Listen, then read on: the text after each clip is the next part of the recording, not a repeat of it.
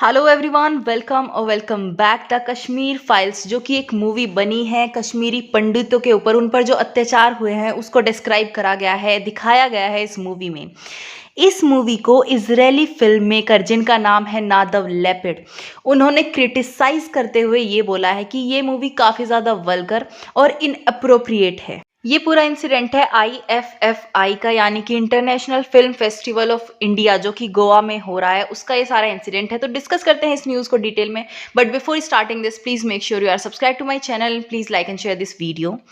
IFFI actual में होता क्या है, हर साल 15 फिल्म्स को compete कराया जाता है अलग अलग अवार्ड्स के लिए, जैसे कि best film, best director, best actor female male, special jury awards, ये सब अवार्ड्स मिलते हैं।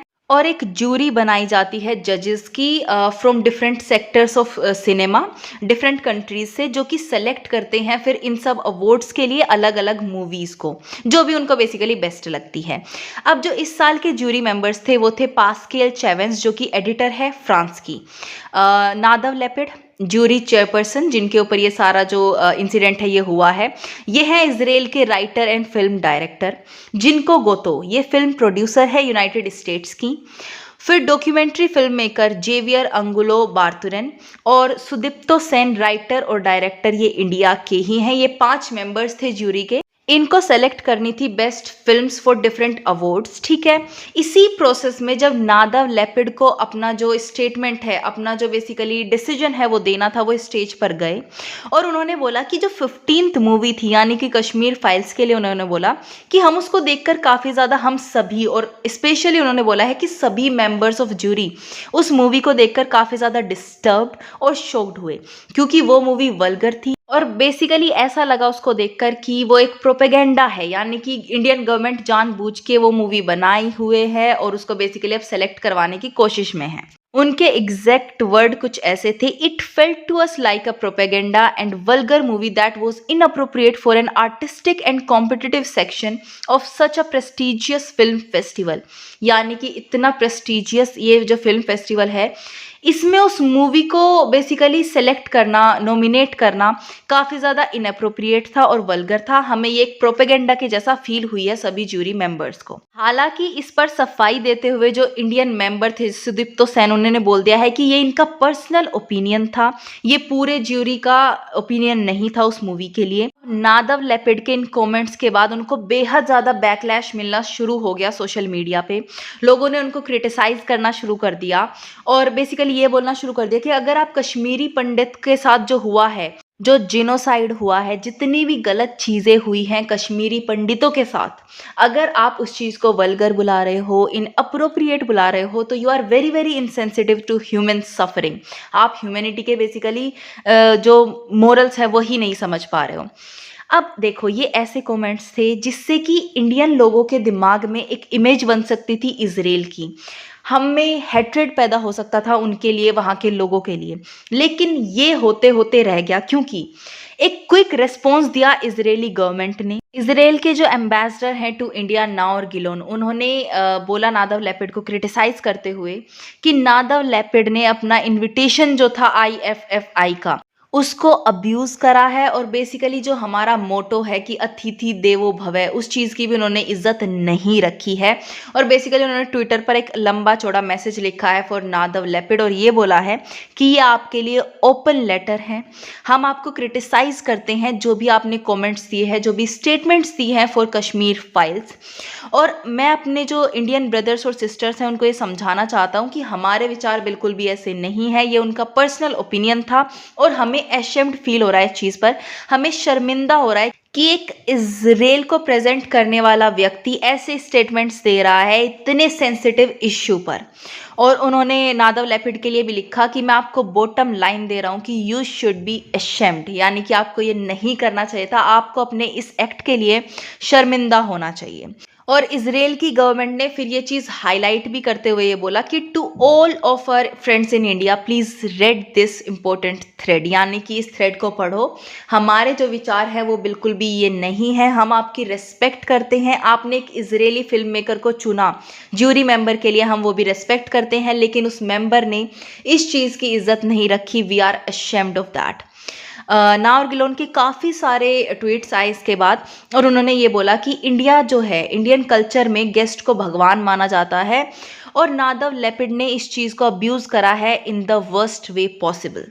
फिर इजराइल के जो काउंसल जनरल हैं कोबी शोशानी मुंबई में, उन्होंने भी अपना रिमार्क दिया नादव लेपिड के ऊपर। ये बोला कि जो इनके रिमार्क्स है we have nothing to do with that, यानी कि इजराइल का उससे कोई लेना देना नहीं है, हमारे जो विचार हैं वो ये नहीं है, हम इतने इंसेंसिटिव नहीं है इस इश्यू को लेकर, और हम समझते हैं कि इन रिमार्क्स ने कितना ज़्यादा हर्ट करा होगा इंडिया को, इंडिया के लोगों को। इन्होंने अनुपम खेर से भी मुलाकात की और इसके बाद अनुपम खेर जी ने एक ट्वीट करा और बोला कि मैं आपको धन्यवाद देना चाहता हूं कि आपने मुझे विजिट करा, और दूसरी बात, हमारी जो फ्रेंडशिप है वो काफ़ी ज़्यादा स्ट्रोंग है, वो ऐसे वल्गर रिमार्क्स से किसी भी इंडिविजुअल के ऐसे रिमार्क्स के बाद वो अफेक्ट नहीं होने वाली, और मैं आपका जो जेस्चर है, जो जेनरसिटी है, जो काइंडनेस है, उसको अप्रिशिएट करता हूँ।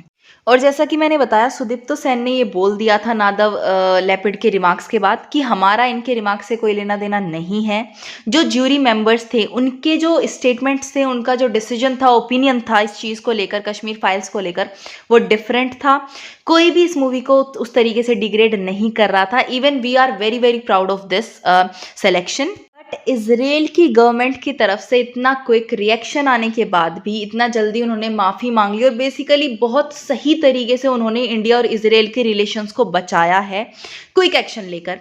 फिर भी नेक्स्ट डे इंडिया के जो प्राइम मिनिस्टर है नरेंद्र मोदी जी, उन्होंने बोला कि हम पैलेस्टीनियन पीपल को सपोर्ट करते हैं और करते रहेंगे। हमारा जो अनवेवरिंग सपोर्ट है, यानी कि जो कभी भी इधर उधर नहीं हो सकता, वैसे स्टेबल जो सपोर्ट है पैलेस्टीनियन लोगों के लिए, उनके कोज के लिए, वो हमेशा बना रहेगा। और जो पैलेस्टीनियन पीपल चाहते हैं कि उनको इकोनॉमिक और सोशल डेवलपमेंट हो, उनका खुद का एरिया हो, डिग्निटी के साथ और सेल्फ रिलायंस के साथ वो लोग रहें, इंडिया उस चीज़ को फुल्ली सपोर्ट करता है। और हमें आशा है कि पैलेस्टीन और इजराइल दोनों साइड बातचीत से इस चीज़ का सॉल्यूशन निकाले, जो भी इन दोनों के बीच में कॉन्फ्लिक्ट्स हैं उनका। अब आपको लग रहा होगा कि यहाँ पे इजराइल और इंडिया के रिलेशंस काफ़ी ज़्यादा बिगड़ रहे हैं क्योंकि पीएम मोदी ने नेक्स्ट डे ही ये स्टेटमेंट दे दिया और बेसिकली पैलेस्टीनियन पीपल को अपना जो सपोर्ट है वो एक्सटेंड किया। तो ऐसा नहीं है, क्योंकि कोइंसिडेंटली नेक्स्ट डे ही यानी कि 29 नवंबर को international day of solidarity with the Palestinian people observe करा जाता है। काफ़ी सारी कंट्रीज़ अपना जो सपोर्ट है वो दिखाती है पैलेस्टीन के लोगों के लिए। इंडिया भी अपना सपोर्ट दिखाता है और इंडिया पैलेस्टीन लोगों की मदद करता आ रहा है, फाइनेंशियली भी हम उनको सपोर्ट करते हैं। इट डजेंट मीन कि हमारे इजराइल के साथ रिलेशंस अच्छे नहीं हो सकते या फिर नहीं है या फिर बिगड़ जाएंगे, ऐसा नहीं होगा। बिकॉज जहाँ एक तरफ हम रशिया के बेहद अच्छे अलाई हैं, वहीं दूसरी तरफ यूएस भी हमारे लिए इम्पोर्टेंस रखता है और हम दोनों के साथ ही डिप्लोमेटिक रिलेशंस बना के चलते हैं। तो same case is with Palestine and Israel. हमारे दोनों के साथ रिलेशंस अच्छे हैं, हमारा सपोर्ट पहले भी पैलेस्टीन के साथ था, आज भी है, आगे भी रहेगा। बट दैट डजेंट मीन कि इजराइल के साथ हमारे ख़राब हो जाएंगे रिलेशंस, नहीं। इजराइल ने भी ये एक्सेप्ट करी है चीज़ कि सॉलिडारिटी दिखाना इज़ ओके।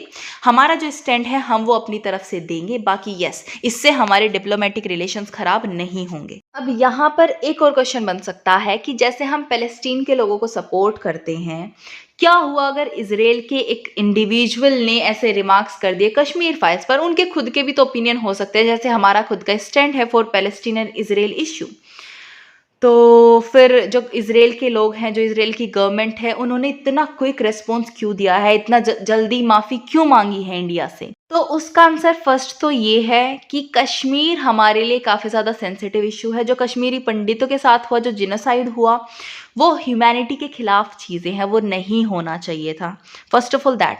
सेकेंडली, जो ये फिल्म मेकर है नादव लेपिड, इनको बेसिकली इतनी इज्जत इजराइल में नहीं दी जाती क्योंकि ये इजराइल के अगेंस्ट जाते हैं हमेशा। ये पैलेस्टीन को सिंपैथाइज करते हैं।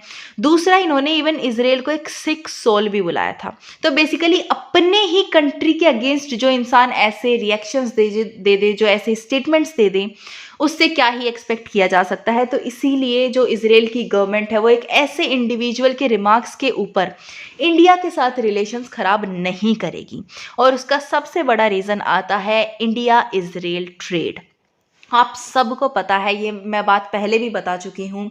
इंडिया का जो कंज्यूमर मार्केट है वो बेहद बड़ा है। हर कंट्री चाहती है कि उनको एक्सेस मिले इंडियन मार्केट की, और इजराइल भी उनमें से एक है। जो ट्रेड है इंडिया और इजराइल के बीच वो 6.3 बिलियन डॉलर्स को टच कर चुका है 2021 में, जो कि सिर्फ 200 मिलियन डॉलर्स हुआ करता था 1992 में।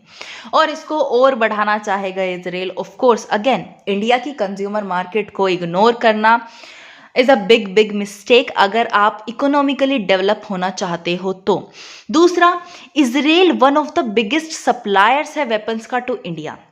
यानी कि इजराइल से सबसे ज्यादा अगर कोई वेपन्स का ट्रेड करता है तो वो इंडिया है। तो अगर इंडिया और इजराइल के रिलेशंस खराब हो जाते हैं, उनको काफी ज्यादा झटका लगेगा, उनका जो ट्रेड है काफी ज्यादा गिर जाएगा, जिससे कि उनकी इकोनॉमी को फर्क पड़ेगा, जो वो कभी नहीं चाहेंगे। इसलिए जो डिप्लोमेटिक रिलेशंस हैं इंडिया और इजराइल के बीच वो बने रहे, इसी में इजराइल का इंडिया का फायदा है। इसीलिए उन्होंने क्विक रिएक्शन दिखाते हुए इंडिया से माफी मांगी है, और काफी सही और अच्छा जेस्चर भी था। आई फील हर कंट्री को ये करना चाहिए अगर उनको रियली फील होता है कि हमारी तरफ से या फिर हमारी तरफ से किसी भी इंडिविजुअल ने कोई भी एक ऐसा स्टेटमेंट दिया है किसी कंट्री के खिलाफ जो कि उनके लिए इंसेंसिटिव हो, तो किसी भी कंट्री को स्टेप लेना चाहिए। काफ़ी ज़्यादा अप्रिशिएबल है। बट नादव लेपिड के लिए मैं बोलना चाहूँगी, इतना ज़्यादा बैकलैश मिलने के बाद भी इवन इजरायली गवर्नमेंट ने खुद उनको बोला है कि you should be ashamed, still उन्होंने ये बोला है कि मैं हर एक वर्ड पर अभी भी स्टैंड करता हूँ। जो मैंने कश्मीर फाइल्स के लिए बोला है, मैं उस चीज़ को वापस नहीं लेने वाला। अब आपके क्या विचार है इस पूरे मुद्दे को लेकर, प्लीज कमेंट सेक्शन में लिखिएगा। And this was the news for you guys. I hope you loved it. If you did, please give it a thumbs up and subscribe to my channel, and I will see you in the next video. Till then, stay happy, healthy and bye.